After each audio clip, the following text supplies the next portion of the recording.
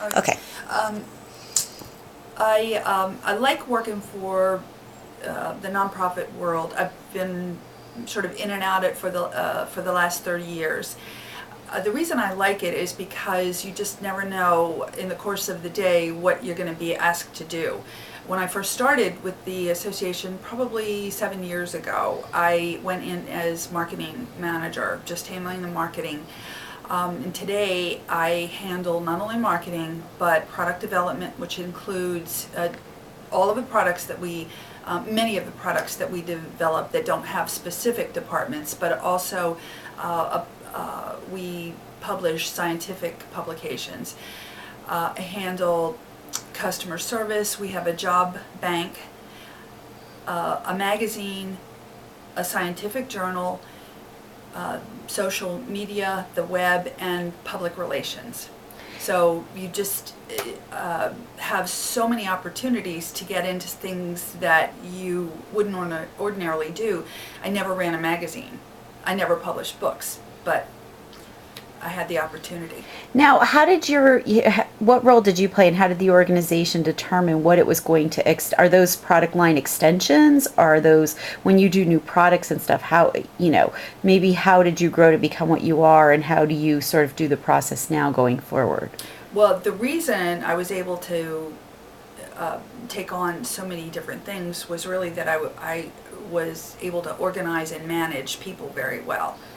And so that's how I ended up. The technical side, is not, the technical skills are not always that difficult, but I have people who can take care of those things, and I just have the vision for that.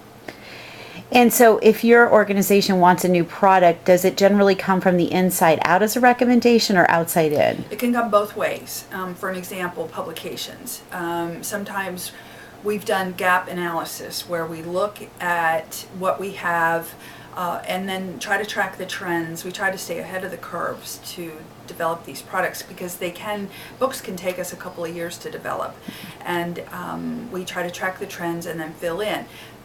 Authors may come to us, or committees. Sometimes books are written by committees, which can be exhausting, but or sometimes individual authors will come to us and ask to write a book.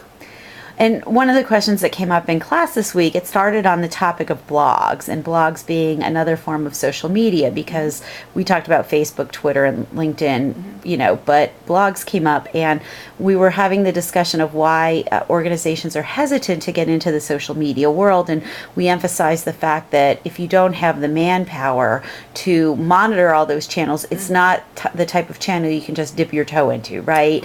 The hose is on was what we were saying. So with a staff of 4 people, how do you choose to manage your social media and the aspects of it? Well, interestingly, rather than coming from the marketing department, although we use that as a tool, our social media is handled in what we call a strategic communications department.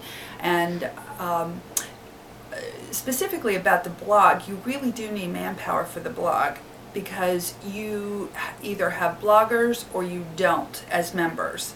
And sometimes that blog can go dead if you don't have somebody participating all the time. And what is your role with strategic communications? Because it's interesting that your organization would have, a strategic communications area in addition to your area. Well, it's a combined. Strategic communications encompasses public relations, the social media, and web overlaps. Not so much the technical function of the web or the technology, but just.